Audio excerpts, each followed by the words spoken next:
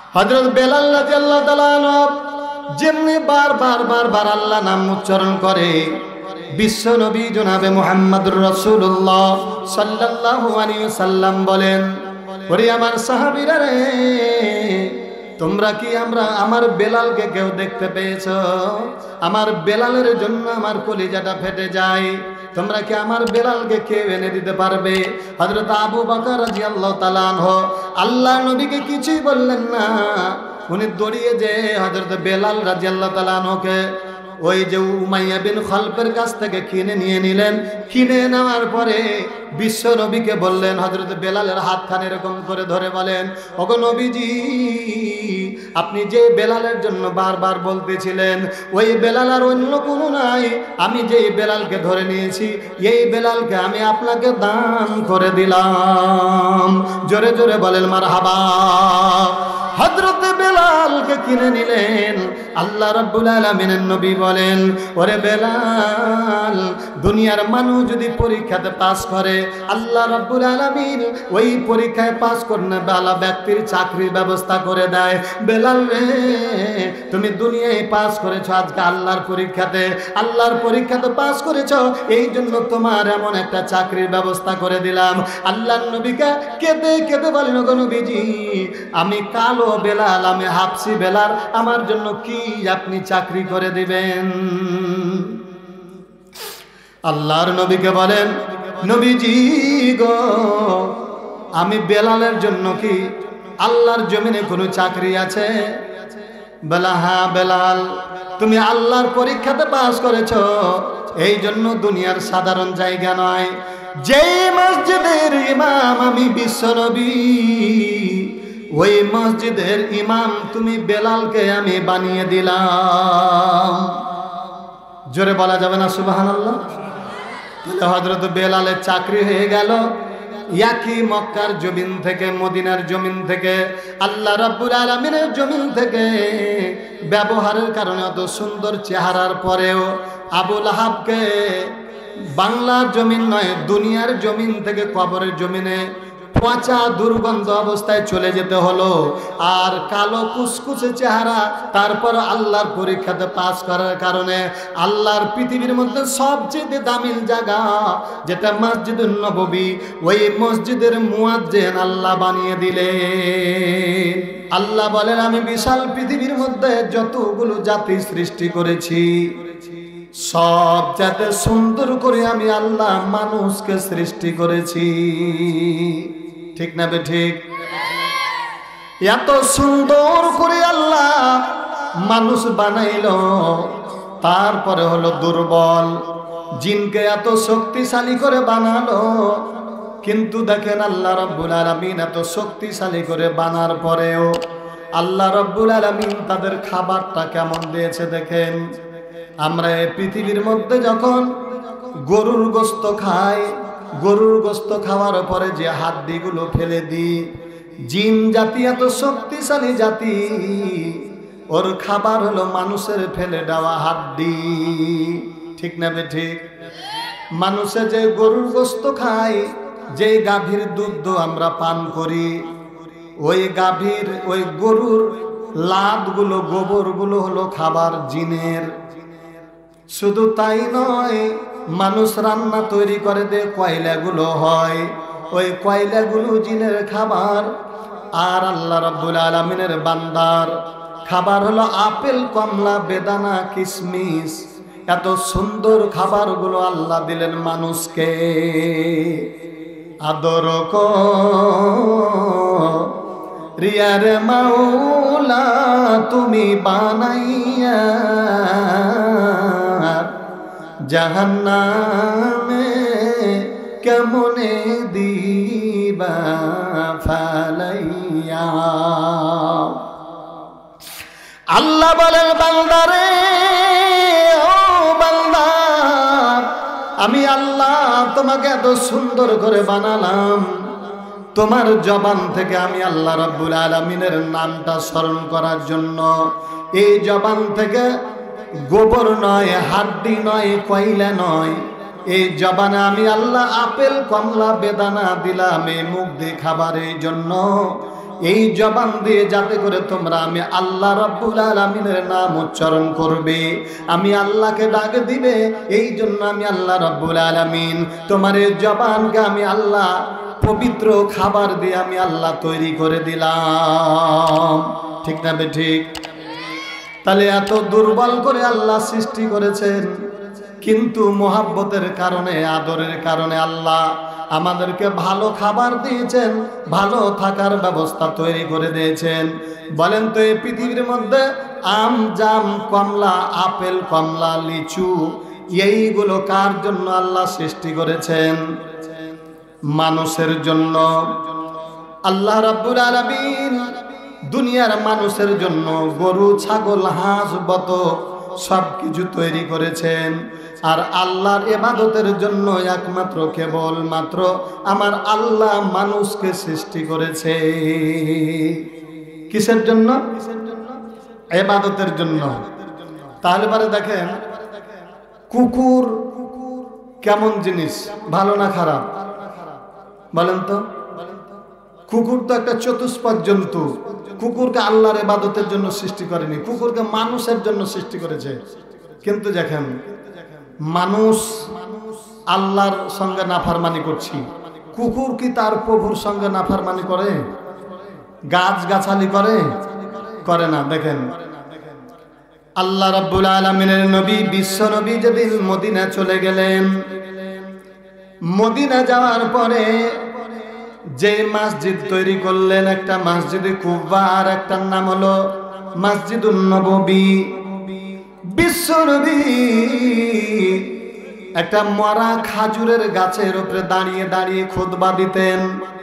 আল্লাহ রাব্বুল আলামিনের নবী, বিশ্ব নবীর একজন আনসার সাহাবী নবীজিকে ডাক দে, বলেন নবীজি গো, আপনি যদি অনুমতি দেন তাহলে পরে সুন্দর করে দামিল কাঠের একটা মিম্বার বানাইয়া দিতে চাই। আল্লাহর নবী বলেন ঠিক আছে, তুমি মিম্বার বানাতে পারো। বিশ্ব নবী যখন অনুমতি দিয়ে দিলেন, রসুলের সাহাবী, আনসার সাহাবী একটা সুন্দর করে 3 থাক বিশিষ্ট একটা মিম্বার বানালেন। এই মিম্বারের উপরে দাঁড়িয়ে দাঁড়িয়ে উনি খুতবা দিলেন। খুতবা যখন শেষ হয়ে গেল, রসুলের সাহাবীরা সকলেই মসজিদুন নববী থেকে বাড়ি চলে গেলেন। এবার হযরত বেলাল রাদিয়াল্লাহু তাআলা আনহু উনি হলেন মসজিদুন নববীর মুয়াজ্জিন।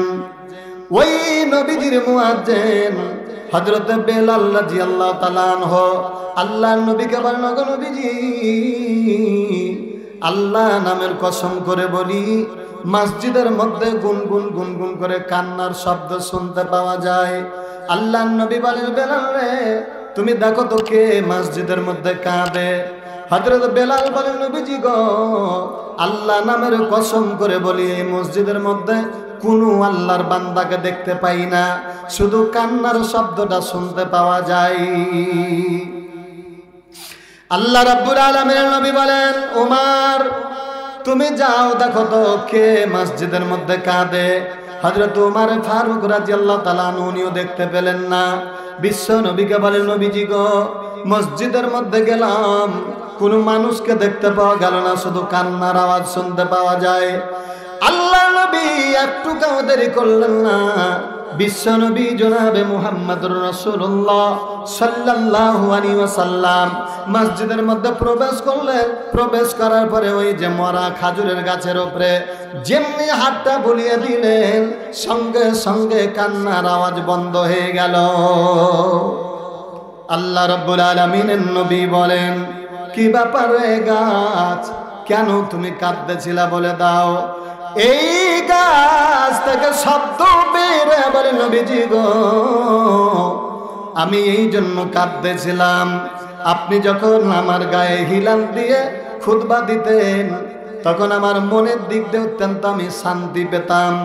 মনে মনে চিন্তা করছিলাম, কিয়ামতের দিন, মুসিবতের সময়, যেদিন কেউ কাউকে চিনতে পারবে না, আল্লাহর দরবারে যা বলবো, ওগো আল্লাহ, তোমার প্রিয় হাবিব দুনিয়াতে যতদিন বেঁচে ছিল ততদিন আমি গাছের গায়ে হিলান দিয়ে খুতবা দান করেছে।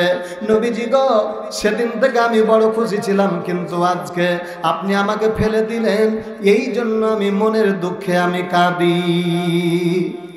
আল্লাহর নবী বলেন, ও গাছ, আমি আল্লাহ রাব্বুল আলামিনের কাছে দুইটা দোয়া করতে চাই। একটা দোয়া হলো, গাছ রে, আমি আল্লাহকে বলবো, আল্লাহ তুমি এই গাছটা জীবিত করে দাও, কিয়ামত পর্যন্ত যাতে দুনিয়াতে জীবিত থাকে, আর এই গাছে ফল ধরবে, গাছের ফল খেয়ে খেয়ে আল্লাহর বান্দারা দুনিয়াতে বেঁচে থাকবে আর আল্লাহর দরবারে দোয়া করবে। আমি এটা একটা দোয়া করতে চাই। গাছরে আর একটা দোয়া করে দিতে চাই, কিয়ামতের দিন মুসিবতের সময় আমি বিশ্বনবী যখন জান্নাত যাব, আমার সঙ্গে তুমি জান্নাতে থাকবা।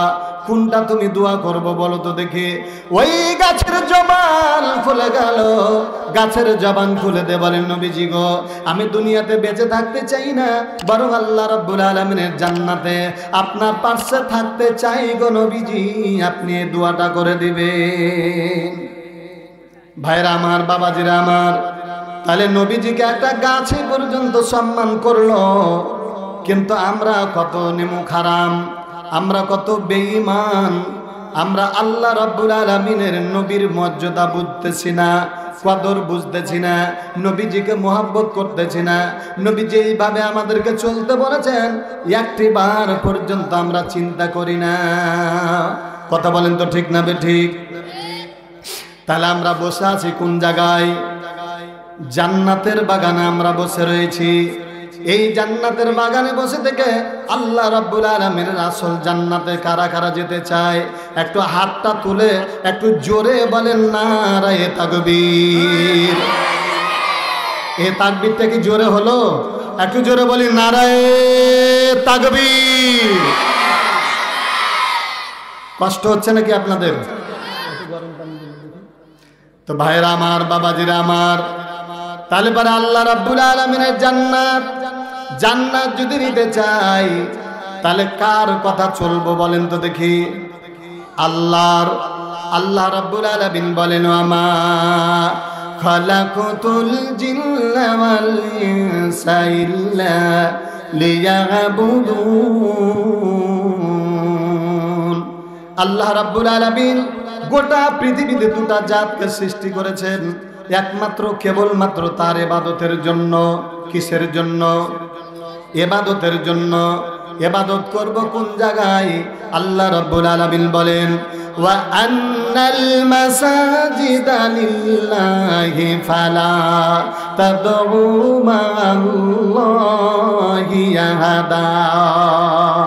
আল্লাহ বলেন, ও বান্দা, কেবলমাত্র আমি আল্লাহ রাব্বুল আলামিন তোমাদের জন্য, আমার ইবাদতের জন্য একটা ঘর দুনিয়াতে দিলাম। ওই ঘরটার নাম হলো মসজিদ। জোরে বলেন কি? এই মসজিদ আগে বানাইতে হবে, তারপরে মসজিদে ইবাদত করা লাগবে, ঠিক না বেটি?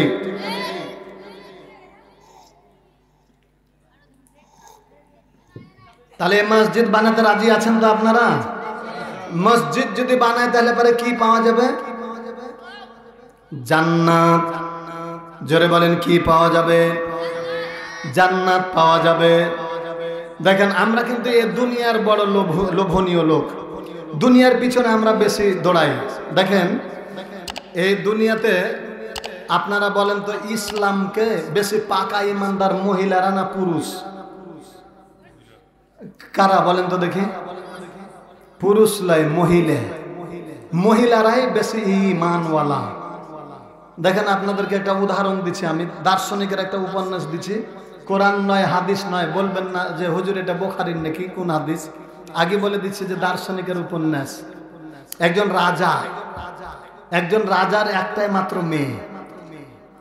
কথা শুনছেন তো? তো রাজার মেয়ে একটাই। রাজা এবং তার স্ত্রী দুইজনে ঘরের মধ্যে বসে বসে বলছে, শোনো, আমাদের মেয়েটা তো বড় হয়ে গেছে, একটা জামাইয়ের দরকার। তো দুইজনে মত বিনিময় করছে যে বলতো, মেয়েটার বিয়ে একটা কলেজের প্রফেসর হলে ভালো হয় না একটা হুজুর হলে ভালো হয়? তো এবার যে মেয়ে মানুষরা, আমি আগে বলেছি এদের ইমানটা একটু পাকা। ও বলছে কি যে না, একটা হুজুরেরই দরকার। তখন রাজার মনে কথা, হ্যাঁ, প্রফেসরের সাথে কোনো দাম আছে?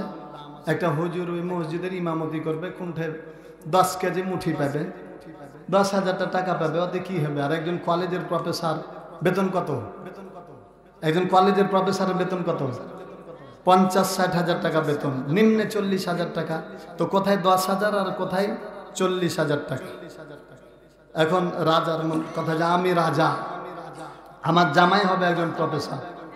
তো মেয়ে মানুষ চিন্তা করে দেখেন, মেয়েদের একটা কথা আছে কি জানেন? মেয়েরা কয় কল্লা? 36 কল্লা। এ মাত্র একটা কল্লা ঘুরিয়া বাবাকে, যে বাংলাদেশে একটা মহিলা ছিল, এখন কোনটা আছে যে ওই 3 কল্লা ঘুরিয়া বাবাকে 60 আলেম ওলামা, যে যত বড় আলেম তাকে তত বেশি শাস্তি দিয়ে আর 12টা বাজিয়ে ছেড়ে দিয়েছিল, মহিলাদের না পুরুষে। তো রাগ হয়েছে নাকি আপনাদের? কার কার রাগ হয়েছে একটু হাতটা তুলেন তো দেখি। রাগ হয়নি না? তাহলে একটু কালমা পড়ি, লা ইলাহা সুবহানাল্লাহ ওয়ালহামদুলিল্লাহ লা ইলাহা ইল্লাল্লাহ আল্লাহু আল্লাহ আল্লাহু লা ইলাহা ইল্লাহু আল্লাহ আল্লাহ আল্লাহু লা ইলাহা ইল্লাল্লাহু মুহাম্মাদুর রাসূলুল্লাহ সাল্লাল্লাহু আলাইহি ওয়াসাল্লাম। এবার স্বামী স্ত্রী দুইজন মিলাইয়া পরীক্ষা শুরু করলো যেভাবে। এবার আপনারা বলেন তো, রাজার মেয়ের বিয়েটা হুজুরের সঙ্গে হবে না প্রফেসরের সঙ্গে? এই যে দেখেন, এই হুজুররা তো বড় লোভী রে বাবা। মানে যে রাজার বেটিকে বিয়ে, আচ্ছা রাজার বেটিকে কারা কারা বিয়ে করতে রাজি আছে? হাত তুলো তো বাবা দেখি। হুজুররা। আচ্ছা, কি বিয়েটা কার সাথে হবে আপনারা কি সুন্দরা দেখতে রাজি আছেন? জি রাজি আছেন সবাই? আচ্ছা, বিয়ে না দেখে আপনারা চলে যাবেন কারা কারা? হাত তুলেন তো দেখি। কেউ যাবেন না? হ্যাঁ, বিয়ে খাইয়া যাবেন, না খাইলেও দেখতে পাওয়া যাবে। আচ্ছা, রাজার মেয়ের বিয়ে কি সবাই খেতে পাবে? রাজার সমতুল্য যারা, তারা তার বিয়ে দাওয়াত পাবে, কিন্তু দেখতে তো সবাই পাবে, ঠিক না? ঠিক। তাহলে বিষয়টা কিন্তু আপনাদের মনে রাখবেন। এই বিষয়টা আমি একটু পরে আলোচনা করব। বিয়ের ব্যাপার তো, খাওয়া দাওয়া হয়ে গেলে তো শেষ। আচ্ছা, বিয়ে যখন খাওয়া হয়ে যায় তখন আর কিছু বাকি থাকে কি? তখন বাড়ি যাওয়া ওখানে বাকি থাকে। তখন তো আপনারা এখনই যদি বাড়ি চলে যান তাহলে পরে তো বিয়ে জমবে না। জমবে কি? আচ্ছা, তাহলে পরে ওটা একটু পরে আলোচনা করি। আলোচনাটা আগে করে নি, মসজিদ কার ঘর? একটু জোরে বলেন, আর একটু জোরে বলেন। আল্লাহ রাব্বুল আলামিন মসজিদ দিয়েছেন আমাদেরকে। এই মসজিদ হলো আল্লাহর ঘর। আর দুনিয়াতে যতগুলো বান্দা আল্লাহ রাব্বুল আলামিন সৃষ্টি করেছেন একমাত্র তার ইবাদতের জন্য। আল্লাহ রাব্বুল আলামিনের বান্দারা মসজিদের মধ্যে যায় আল্লাহকে ডাক দেয় আল্লাহু আকবার বলে। কি বলে ডাক দেয়? আল্লাহু আকবার বলে যখন বান্দারা ডাক দেয়, আল্লাহ রাব্বুল আলামিন বলেন, ও বান্দা, কি ব্যাপার, কেন আমাদেরকে ডাক দিলা? বান্দারা তখন আল্লাহ রাব্বুল আলামিনকে বলেন, আলহামদুলিল্লাহি রাব্বিল আলামিন আর রহমানির রহিম। বান্দারা কি সূরা ফাতিহা পড়ে না? লা সালাতা লিমান লাম ইয়াকরাউ ইল্লা বিফাতিহাতিল কিতাব। আল্লাহর নবী বলেন যে যেই নামাজে সূরা ফাতিহা তেলাওয়াত হলো না, ওটা নামাজ শুদ্ধ হলো না। নামাজ শুদ্ধ হতে গেলে পরে কিসের দরকার? সূরাতুল ফাতিহার দরকার। এটা নিয়ে মানে মাযহাবগত মতনৈক্য রয়েছে। অনেক আলেম ওলামা আছেন, হয়তো মাসালার দিকে চলে যাবে, কিন্তু আসলে যেটা সহিহ হাদিস, আল্লাহ নবী বলছেন যে নামাজ সূরা ফাতিহা না হলে নামাজ শুদ্ধ হলো না, এটাই সঠিক কথা। তো সূরা ফাতিহা আমরা পড়ি যখন, আলহামদুলিল্লাহ, সমস্ত প্রশংসা। আল্লাহ বলেন, বান্দা তুমি এত প্রশংসা কার করলার বান্দা? আমরা তখন বলি লিল্লাহ। সমস্ত প্রশংসা একমাত্র কেবলমাত্র আল্লাহ তোমার। আল্লাহ বলেন মানিল্লাহ, কোন আল্লাহর। এবার কোন আল্লাহ বলতে আল্লাহ কয়েকটা বোঝায়, তাই না? এই যে দেখেন, আমরা কিন্তু বলি যে আল্লাহ আমাদের রব, কিন্তু হিন্দুদেরও একটা আল্লাহ আছে। আমরা প্রতিদিন আল্লাহ রাব্বুল আলামিনের কাছে চাই। হিন্দুরাও কিন্তু মুক্তির কাছে চায়। তাহলে মুক্তিটা কার প্রভু? ওই হিন্দুদের প্রভু। এই জন্য আল্লাহ রাব্বুল আলামিন বলেন, ও বান্দা, তোমরা কোন আল্লাহর প্রশংসা করো? তখন আমরা বলি লিল্লাহি রাব্বিল আলামিন। আউলিয়ারা কারি উকুবা ইখতিয়ার, জাহেলারা কার দুনিয়া ইখতিয়ার গে জামানা সোবতে বাউলিয়ার বেতারাদ সদ সাল তো আজ বেরিয়া এ কালামে জিন্দা কোরআনে হাকিম হিকমতে উলায়া জালাস তো কদিম জামিউল ইলম ফিল কুরআনে হাকিম তাকাসুর আনহু ওয়া ফাহামুর রিজালিন। আল্লাহ রাব্বুল আলামিন এই দুনিয়ায় আমাদেরকে সৃষ্টি করলেন। আল্লাহ বলেন, ও বান্দা, তোমরা কোন আল্লাহর প্রশংসা করো? তখন আমরা সকলেই বলি আল্লাহ। আমরা ওই আল্লাহর ইবাদত করি যে আল্লাহ সারা পৃথিবীর মালিক। জোরে বলেন সুবহানাল্লাহ। এবার দেখেন, আল্লাহ রাব্বুল আলামিনের আমরা বান্দা, ওই আল্লাহর ইবাদত করি। আল্লাহ বলেন, বান্দারে তোমরা কি আমার কাছে চাও? আমরা আল্লাহ রাব্বুল আলামিনকে বলি, ইয়াকা নাবুদু ওয়া ইয়াকা নাস্তাইন। আল্লাহ গো, একমাত্র তোমারই ইবাদত করি, তোমার কাছে চাই। আল্লাহ বলেন, কি নিবারে বান্দা? আল্লাহ রাব্বুল আলামিন আমাদেরকে প্রশ্ন করে, বান্দা তুমি কি নিবা? তখন আমরা বলি, আল্লাহ তোমার কাছে চাই ইহদিনাস সিরাতাল মুস্তাকিম সদহে জো দাস্ত রহমতাল লিল আলামিন মসজিদে औसत हमारो ऐ जमीन जुमला दाना अनहमी गफ्तामी हस्त दाना रहमतल लिल आलमीन। আল্লাহ রাব্বুল আলামিনের কাছে আমরা দুইটা জিনিস চাই। একটা হলো হিদায়াতের পথ, দুই নাম্বার হলো সোজা পথ। সোজা পথ হেদায়েত তকদিরে যদি না জুটে তাহলে আমার আল্লাহর জান্নাত পাওয়া যাবে না, ঠিক কি না? তাহলে আল্লাহর জান্নাত যদি নিতে যাওয়া যায় তাহলে পারে ইবাদত করা লাগবে কার? আর আল্লাহর ইবাদত না করলে পারে আল্লাহর হেদায়েত তকদিরে জুটবে না। এটা কিন্তু তকদিরের ব্যাপার। কপালে যদি না থাকে তাহলে পারে লাভ হবে না। ভাইরা আমার, বাবাজিরা আমার, আল্লাহ রাব্বুল আলামিনের বান্দা দেখেন কত সুন্দর চেহারা। আবু লাহাবের চেহারা কত সুন্দর ছিল। এখানে আমার ওস্তাদ আছেন, আবু লাহাব শব্দের অর্থ সম্বন্ধে উনি ভালো জানেন। অগ্নি শিখার বাবা।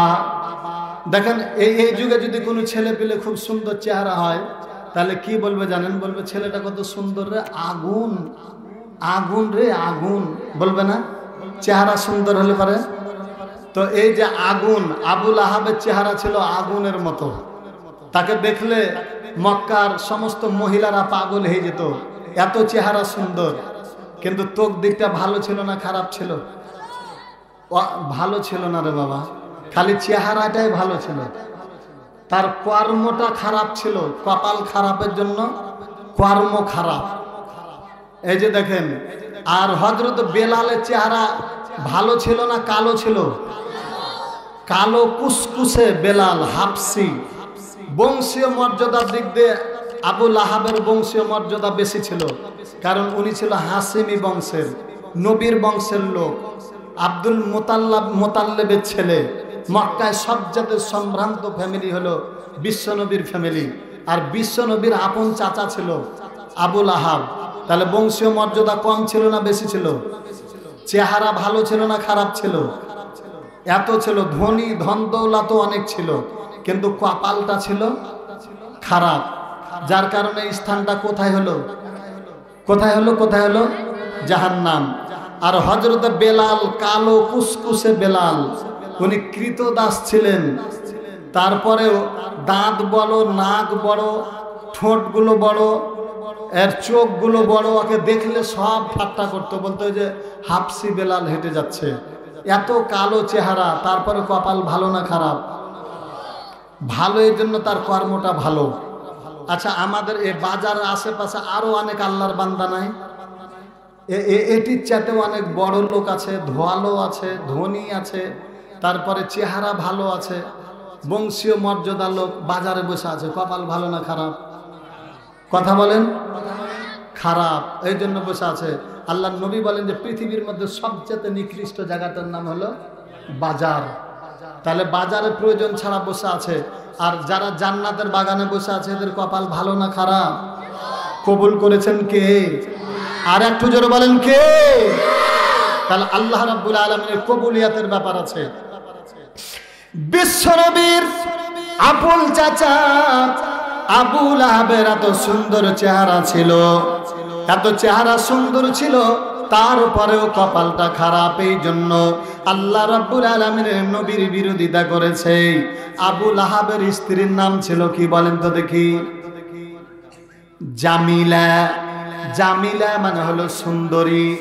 জামিলাতুন নিসা মানে সুন্দরী মহিলা। তার বিবিটাও ছিল বড় সুন্দরী। আবু লাহাবের চেহারাটা বড় সুন্দর, কিন্তু আল্লাহ রাব্বুল আলামিনের নবী বিশ্ব নবীকে বারবার গাল দিত। বিশ্ব নবী যে জায়গাতে হেঁটে যেত, আবু লাহাব এবং তার প্রাণের বিবি দুইজনে কাঁটা কুড়িয়ে বিশ্ব নবীর পথে কাঁটা দিয়ে দিত। তাহলে বলেন তো, লক্ষ্য উদ্দেশ্যটা ভালো ছিল না খারাপ ছিল?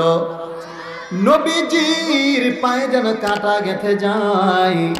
দেখেন, একটা আমি ছন্দ বলি, বাবু যাচ্ছেন চলে যান না, আমি শুনবো না কারি মানা, নিজের গর্তে নিজে পড়ে অন্য কেউ পড়ে না, বাবু যাচ্ছেন চলে যান না। এটা একটা ছন্দ বললাম, এটা গানের ছন্দ। বাবু যাচ্ছেন চলে যান না, আমি শুনবো না কাউরি মানা, নিজের গর্তে নিজে পড়ে অন্য কেউ পড়ে না। এটার কি একটু ব্যাখ্যাটা শুনবেন আপনারা? আচ্ছা, এটা কিভাবে হলো? মনে করেন যে একটা রাজা, এক রাজারই একটা কথা বলছিলাম, সব কিছুর মূল হলো কবুলিয়াতের মালিক আছে, তাই না? কবুলিয়াত, যেখানে তকদিরেরও ব্যাপার আছে, তকদির যার ভালো আল্লাহ তাকে কবুল করবে, তাই না ওস্তাদ? তো একটা রাজার একটা বেটা তো খ্যাপা। এর আগে বলছিলাম কি একটা রাজার একটা বেটি, এবার বললাম একটা রাজার কি বেটা, তো এটা হলো খ্যাপা। তো ওই রাজারই ফেরবা এই বেটা খ্যাপা। তখন স্বামী স্ত্রী দুইজনে খুব চিন্তা করছে, হাজি কি করা যাবে এই খ্যাপা বেটা লিয়া, আমরা যখন মরে যাব তখন রাজত্ব কে চালাবে? এই যে কঠিন ব্যাপার। এই কথা যখন হলো, তখন চিন্তা করতে করতে রাজা চলে যাচ্ছে। রাজা যখন চলে যাচ্ছে, এই পথে দেখছে একটা ছোট্ট ছেলে ন্যাংটা হয়ে গর্ত খুঁড়ছে রাস্তাতে। তখন রাজা বলছে, বাবা এই শোনো, এই বাবুরা শোনো। তো রাজা বলছে, বাবা গর্ত খুঁড়ছো কেন? গর্ত খুঁড়তে হয় না। তখন এই বাচ্চা ছেলেটা বলছেন, বাবু যাচ্ছেন চলে যান না, শুনবো না আপনার মানা, নিজের গর্তে নিজে পড়ে অন্য কেউ পড়ে না। এর যে ছন্দ শোনার পরে রাজা মুগ্ধ হয়ে গেছে। মুগ্ধ হয়ে যাওয়ার পরে তখন এই ছেলেটাকে ধরে নিয়ে চলে গেছে। তার স্ত্রীকে বলছে রাজা যে, শোনো, একটা বেটা আছে খ্যাপা, তো একটা চালাক পেয়েছি, এটাকে নিয়ে আমরা লালন পালন করি। তো মেয়ে মানুষ দেখেন, আর আগে বললাম দুটা জিনিস পার্শ্বাপার্শ্বি চলে আসছে। দুটা জাত আল্লাহ তাআলা আমাদেরকে সৃষ্টি করেছেন। কয়টা জাত? জোরে বলেন। ইয়া আইয়ুহান নাসু ইন্না খালাকনাকুম মিন যাকারিন ওয়া উনসা, জোড়া সৃষ্টি করেছেন সবার, তাই তো সুন্দর ধারা, একের লাগি অপরজনে হয়ে মাতুয়ারা। জোড়া সৃষ্টি করেছ সবার, তাই তো সুন্দর ধারা, একের লাগি অপরজনে হয়ে মাতুয়ারা। কে জোড়া সৃষ্টি করেছেন? এই যে দেখেন রাজার ছেলে আর মেয়ের, এতক্ষণ শুনছিলাম মেয়ের কথা, এখন চলে আসলাম ছেলের কথা। ওই রাজা এবং রানী দুইজনে শুরু করেছে, ওরে আমার প্রাণের বিবি, নিজের সন্তানটা আমাদের পাগলা, কিন্তু আল্লাহ রাব্বুল আলামিন আমাদেরকে একটা বুদ্ধিমান সন্তান আমাদেরকে দিয়েছে, একে নিয়ে চলাফেরা করব। আমার ছেলেটা যখন বড় হবে, দেশ পরিচালনা যদি না করতে পারে, এই ছেলেটাকে স্কুলে পড়াবো, লেখাপড়া করার পরে বড় ডাক্তার মাস্টার হয়ে যাবে, প্রফেসর হয়ে যাবে, তখন আমাদের এই সংসারটা পরিচালনা করবে। স্বামী স্ত্রীর গল্প শুরু হয়ে গেছে, কিন্তু মেয়েদের দেখেন যেমন ইমান যেমন পাকা, হিংসাটাও একটু বেশি। মা বোনেরা ফের রাগ করে বসে আছেন। মা বোনদের কিন্তু অন্তরটা খুব ছোট, খালি যদি দেখে, কথায় কথায় বলি আপনাদের, দেখেন নাতি আর পোতা, এ দুটা ওস্তাদ খুব মহব্বতের না, কিন্তু দেখেন নাতি বেড়াতে এসছে আর মুরগির একটা ডিম আছে, তখন ডিমটাকে সিদ্ধ করেছে নানিতে, দিয়ে মুঠে নিয়ে এলেছে, এবার নাতি আর পোতা দুইজনই একটি খেলছে, তখন নাতিকে ডাকছে, কাছে আয় বাড়ির দিকে আয়, তখন পোতা দৌড়িয়ে চলে আসছে, তখন পোতা করছে যে এই জানাবে, তুই জানাবে আর তুই আইনাবে, মানে কথা বুঝতে পারছেন কি, মানে নাতিকে কোছে ঘরে আয়, পোতাকে কোছে যা বাইরে হ, আর মানে যে পোতাকে দিবে না খেতে, কাকে খেতে দিবে? নাতিকে। দেখবেন যে সকালে মুরগি ছাড়বে মহিলা, মুরগি ছাড়ার পরে মুঠে চাল দিয়ে নেবে, তখন কবে আয় আয় তি তি তি তি হর হর হর, তি তি তি তি তি হর হর হর। এটার মানে কি বুঝলেন? এত সময় চলে গেল, আমার খ্যাপা তো স্কুলে এত সময় কাটাই না, কি ব্যাপার, কেন আমার সন্তান আসে না? একটু অপেক্ষা করলো, সঙ্গে সঙ্গে দেখা গেল যেটা পালক পুত্র, ওটা আসার পরে বলছে আব্বা জান আমাকে খেতে দেন। এবার ডাক দেয়া বলেন, রাজার বিবি ডাক দেয়া বলেন, কি খবর, তুমি কি ব্যাপার, ওই আমাদের আব্দুর রহমান কই, মানে পাগল কই? বলছো গুলি খেলতে গেছিল, আমি তাকে এরকম ঘটনা ঘটালছি। যেমনি এই কথা ওই ছেলেটার কাছে শুনলো, রাজার প্রাণের বিবি সঙ্গে সঙ্গে খাবার ফেলে দেয়া বলেন, স্বামী আমার ঘরের মধ্যে একটা জিনিস দেখি তারপরে খাবার দিচ্ছি। এবার ঘরের মধ্যে গেল, যেমনি ব্যাগটা খুললো, ব্যাগটা খোলার পরে দেখা গেল ওই তার পালক পুত্র লাশ নয়, নিজের সন্তানের লাশ তার ব্যাগের মধ্যে আছে। এবার বেটা দেখার পরে কাঁদতে কাঁদতে বিবি জান স্বামীকে ডাক দেয়া বলেন, স্বামী আমার যে সন্তানের জন্য অপেক্ষা করি, আমাদের জীবন চলে যাবে আর ওই সন্তানকে পাওয়া যাবে না। স্বামী ডাক দেয়া বলেন, বিবি রে কি ব্যাপার, কি হয়েছে তুমি বলো তো দেখি। বলে গত রাত্রে আপনি যে বুদ্ধিটা আমাকে দিয়েছিলেন, ওটার জন্য আমার মনের ভিতরে শয়তানে ওয়াসওয়াসা পেয়েছে, আমি এই ঘটনা ঘটলাম।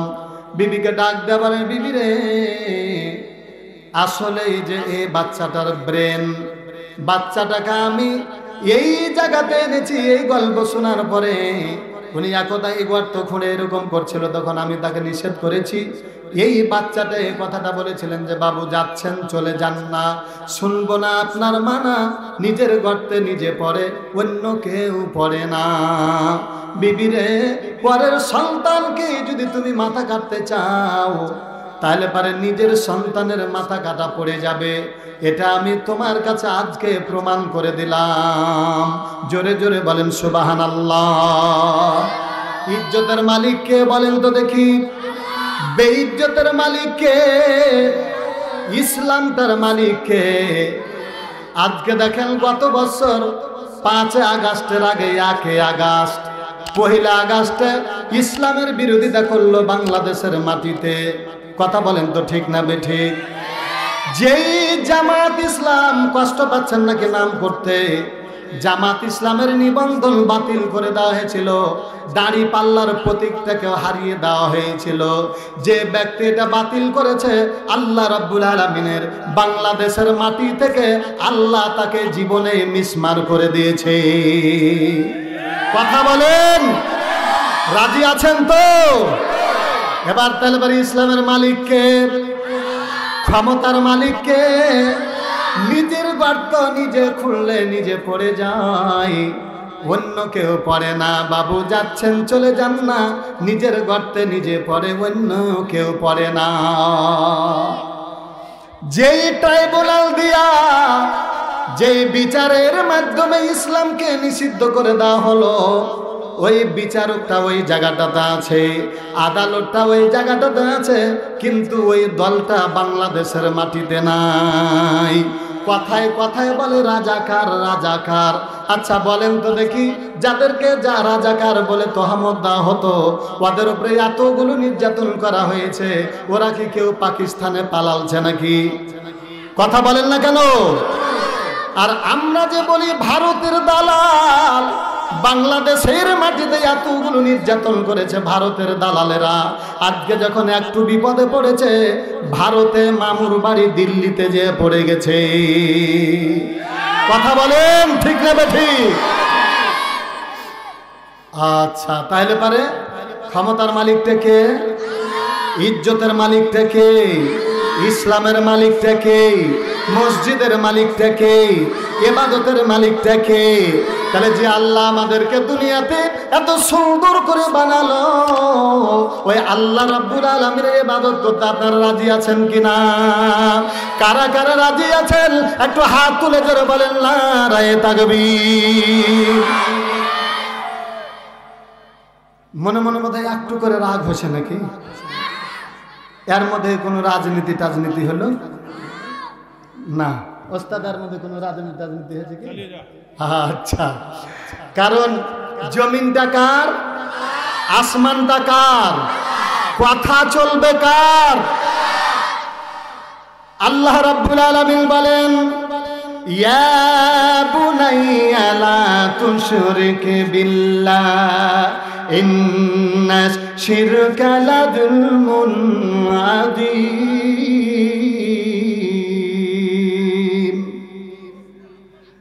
ভাইরা আমার, বাবাদের আমার, হযরতে লুকমান আলাইহিস সালাম আল্লাহ রাব্বুল আলামিনের একজন বান্দা ছিলেন, অত্যন্ত জ্ঞানী বান্দা। তার নিজের সন্তানকে ডাক দিয়ে বলেন, ওরে আমার বৎস, হে আমার কলিজার টুকরা, খবরদার আল্লাহ রাব্বুল আলামিনের জমিনে আল্লাহকে বাদ দিয়া আল্লাহর সঙ্গে কাউকে শরীক করবে না। একমাত্র কার ইবাদত হবে? আল্লাহর যদি ইবাদত করা যায়, আল্লাহ রাব্বুল আলামিনের কাছে প্রিয় হিসাবে পরিচয় পাওয়া যায়। এবার দেখেন আবু লাহাব, আল্লাহ রাব্বুল আলামিনের নবীর বংশধরের লোক, এত সুন্দর চেহারা, আল্লাহর বিরোধিতা করার জন্য আল্লাহ রাব্বুল আলামিন বলেন, তাব্বাত ইয়াদা আবি লাহাবি ওয়া তাব মা আগনা আনহু মালু ওয়া মা কাসাব সায়াসলা নারান যাতা লাহাব ওয়া ইমরাআতুহু। আল্লাহ রাব্বুল আলামিন বলেন, আমি আল্লাহ বলে দিলাম ও আবু লাহাব, আমি আল্লাহ বলে দিলাম তোমার দুইখানা হাত ধ্বংস হোক। এই দুইখানা হাত বলতে শুধু দেখার হাত নয়, দেখবেন আল্লাহ রাব্বুল আলামিনের বান্দা একজন ব্যক্তি চাকরি করছিল, চাকরি যখন শেষ হয়ে যাবে তখন মানুষরা বলবে ওর হাতটা শেষ হয়ে গেছে, ক্ষমতাটাও একটা হাত। তাহলে আবু লাহাবের ক্ষমতা পর্যন্ত শেষ হয়ে গেল, সন্তানরা কাজে লাগলো না। আল্লাহ রাব্বুল আলামিন তার গায়ে এত এতগুলো কুড়ি কুষ্ঠ দিয়ে দিলেন, ঘা দিয়ে দিলেন, যে ঘায়ের কারণে, তার গায়ের দুর্গন্ধের কারণে আবু লাহাবকে নিজের বাড়িতে থাকতে দিল না, জঙ্গলে তাকে ফেলে দিল। পচে পচে পচে পচে পচে আল্লাহর জমিনে বেইজ্জত হয়ে তাকে দুনিয়া থেকে যেতে হলো।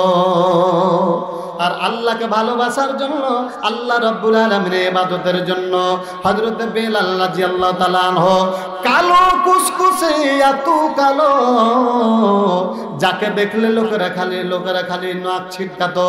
হযরত বেলাল রাদিয়াল্লাহু তাআলা আনহু ইসলাম যখন গ্রহণ করে নিলেন, আল্লাহ রাব্বুল আলামিনের নবীর মহব্বত হয়ে গেল। উমাইয়া বিন খালদ আর আবু জাহেল হযরত বেলালকে নির্যাতন শুরু করে দিল। এত জোরে জোরে পিটন দেয়, আর যত পিটন দেয় তখন বারবার বলে আল্লাহু আহাদ, লা ইলাহা ইল্লাল্লাহ, জোরে লা ইলাহা আল্লাহ আল্লাহ আল্লাহু লা ইলাহা। হযরত বেলাল বারবার বলে আল্লাহু আহাদ আল্লাহু আহাদ, আল্লাহ এক, এরকম করে বারবার তার জবান থেকে বের হয়। আল্লাহ বলেন ইন্নাল্লাযীনা ক্বালু রাব্বুনাল্লাহ,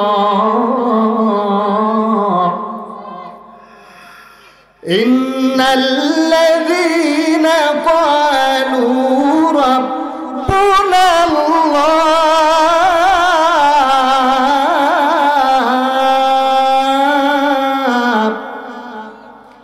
ثم استقاموا تتنزل عليهم الملائكة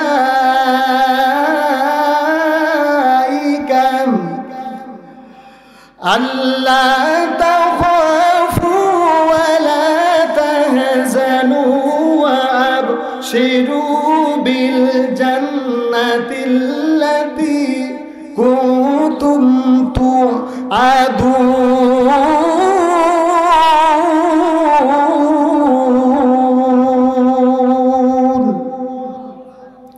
हकीकत से तो दुनिया बेखबर है, दुनिया की नुमाइश पर नजर है।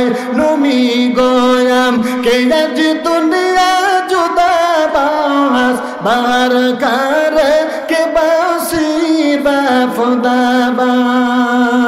ভাইরা আমার, বাবাজিরা আমার, আল্লাহ রাব্বুল আলামিন বলেন ইন্নাল্লাযীনা ক্বালু রাব্বুনাল্লাহ, নিশ্চয় যারা জবান দিয়ে বলবে আল্লাহ আমার রব, এ রবই আমার সব।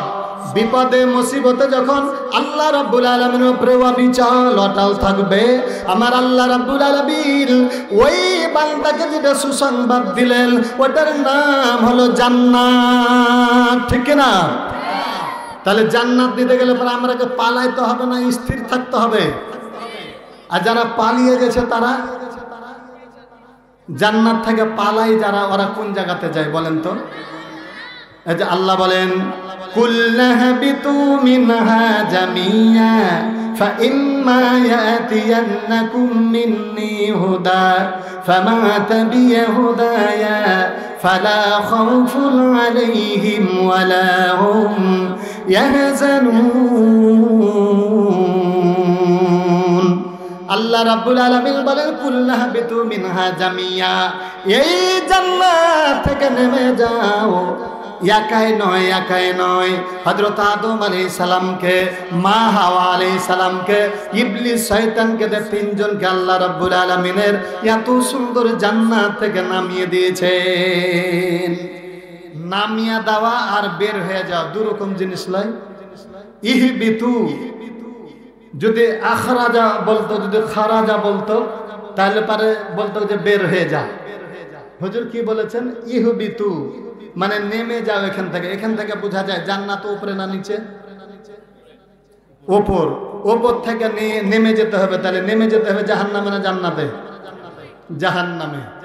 এই যে দেখেন নেমে যেতে বললেন, হযরত আদম আলাইহিস সালামকে যখন নেমে যেতে বললেন, হযরত আদম আলাইহিস সালাম আল্লাহ রাব্বুল আলামিনকে বললেন আল্লাহ গো এত সুন্দর জান্নাত থেকে চলে যাব, আল্লাহ আমার সন্তানেরা কেমন করে তোমার জান্নাতে আসবে? আল্লাহ রাব্বুল আলামিন বলেন ফাইম্মা ইয়াতিয়ান্নাকুম মিন্নি হুদান, আমার পক্ষ থেকে এমন একটা রশি যাবে, এমন একটা হুদা যাবে, ওটা যদি ভালো করে মজবুত ভাবে ধারণ করতে পারে তাহলে তার কোনো চিন্তাও থাকবে না, আর জাহান্নামের কোনো ভয় থাকবে না। ঠিক না বে ঠিক?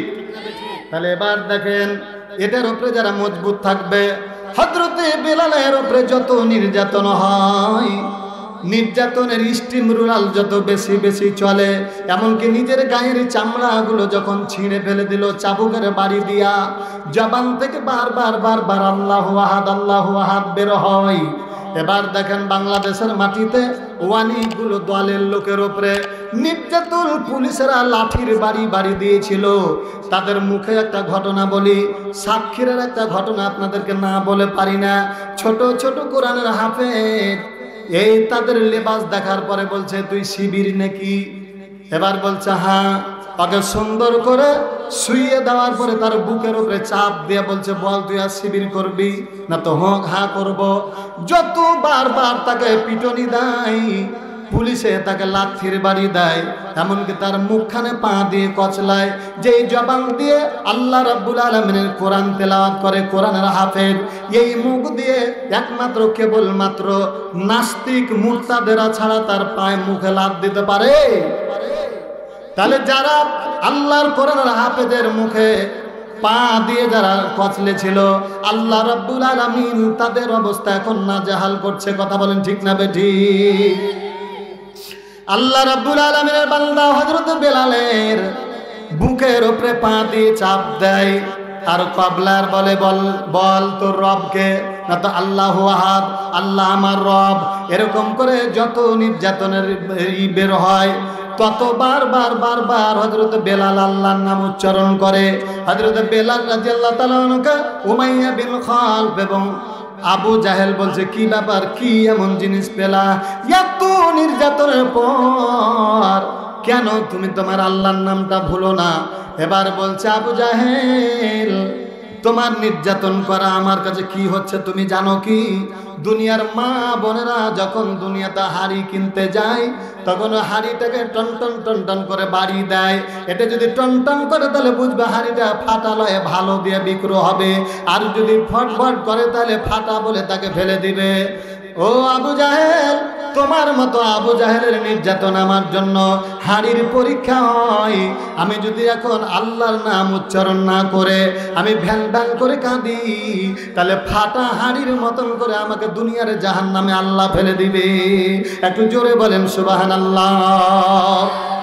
হযরত বেলাল রাদিয়াল্লাহু তাআলা আনহু যেমনি বারবার বারবার আল্লাহ নাম উচ্চারণ করে, বিশ্ব নবী জনাবে মুহাম্মদুর রাসূলুল্লাহ সাল্লাল্লাহু আলাইহি সাল্লাম বলেন, ওরে আমার সাহাবীরা রে, তোমরা কি আমার বেলালকে কেউ দেখতে পেয়েছো? আমার বেলালের জন্য আমার কলিজাটা ফেটে যায়। তোমরা কি আমার বেলালকে কেউ এনে দিতে পারবে? হযরত আবু বকর রাদিয়াল্লাহু তাআলা আনহু আল্লাহর নবীকে কিছুই বললেন না, উনি দৌড়িয়ে যে হযরত বেলাল রাদিয়াল্লাহু তাআলা আনহুকে ওই যে উমাইয়া বিন খালফের কাছ থেকে কিনে নিয়ে নিলেন। কিনে নেওয়ার পরে বিশ্ব নবীকে বললেন, হযরত বেলালের হাতখানে এরকম করে ধরে বলেন, ওগো নবীজি, আপনি যে বেলালের জন্য বারবার বলতেছিলেন ওই বেলাল আর অন্য কোনো নাই, আমি যেই বেলালকে ধরে নিয়েছি এই বেলালকে আমি আপনাকে দান করে দিলাম। জোরে জোরে বলেন মারহাবা। হযরত বেলালকে কিনে নিলেন। আল্লাহ রাব্বুল আলামিনের নবী বলেন, ওরে বেলাল, দুনিয়ার মানুষ যদি পরীক্ষাতে পাস করে আল্লাহ রাব্বুল আলামিন ওই পরীক্ষায় পাস করলে বালা ব্যক্তির চাকরির ব্যবস্থা করে দেয়। বেলাল রে, তুমি দুনিয়ায় পাস করেছো, আজকে আল্লাহর পরীক্ষাতে পাস করেছো, এই জন্য তোমার এমন একটা চাকরির ব্যবস্থা করে দিলাম। আল্লাহর নবীকে কেঁদে কেঁদে বলেন, ওগো নবীজি, আমি কালো বেলাল, আমি হাফসি বেলাল, আমার জন্য কি আপনি চাকরি করে দিবেন? আল্লাহর নবীকে বলেন, নবীজি গো, আমি বেলালের জন্য কি আল্লাহর জমিনে কোনো চাকরি আছে? বলা হ্যাঁ বেলাল, তুমি আল্লাহর পরীক্ষাতে পাস করেছো, এই জন্য দুনিয়ার সাধারণ জায়গা নয়। যেই মসজিদের ইমাম আমি বিশ্বনবী, ওই মসজিদের ইমাম তুমি বেলালকে আমি বানিয়ে দিলাম। জোরে বলা যাবে না সুবহানাল্লাহ? হযরত বেলালের চাকরি হয়ে গেল একই মক্কার জমিন থেকে, মদিনার জমিন থেকে, আল্লাহ রাব্বুল আলামিনের জমিন থেকে। ব্যবহারের কারণে অত সুন্দর চেহারার পরেও আবু লাহাবকে বাংলার জমিন নয়, দুনিয়ার জমিন থেকে কবরের জমিনে পচা দুর্গন্ধ অবস্থায় চলে যেতে হলো। আর কালো কুচকুচে চেহারা, তারপর আল্লাহর পরীক্ষাতে পাস করার কারণে আল্লাহর পৃথিবীর মধ্যে সবচেয়ে দামি জায়গা যেটা মসজিদুন নববী, ওই মসজিদের মুয়াজ্জিন আল্লাহ বানিয়ে দিলেন। তাহলে পরে দেখেন বংশ পরিচয় কোনো কাজে লাগে না।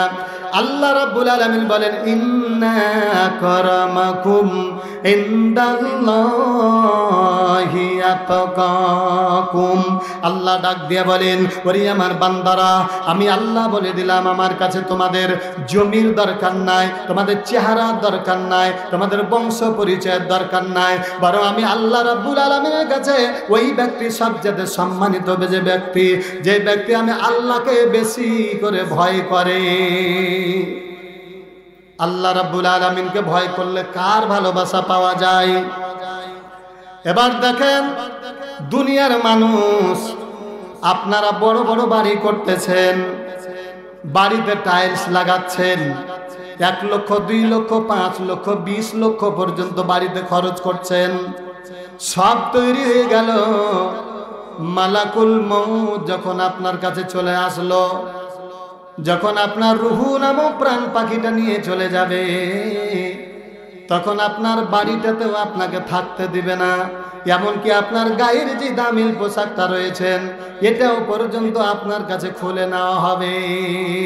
ঠিক না ঠিক? তাহলে এটা কোনো কাজে লাগবে না, বরং কাজে লাগবে। আল্লাহ রাব্বুল আলামিনের নবী বলেন, মান বানা লিল্লাহি মাসজিদান